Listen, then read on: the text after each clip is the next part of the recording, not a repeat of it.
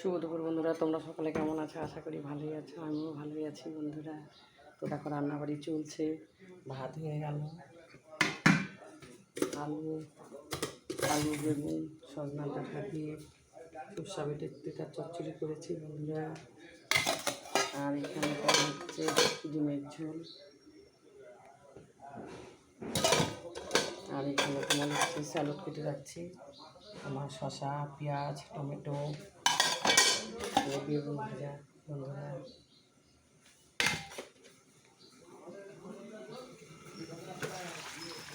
আর এখানে একটু মুরগির মাংস হচ্ছে।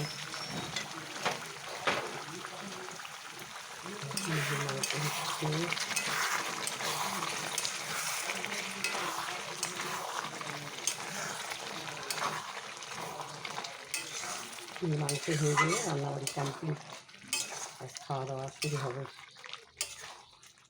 মুরগির মাংস হয়ে গেলেই কমপ্লিট হয়ে যাবে রান্নাবাড়ি,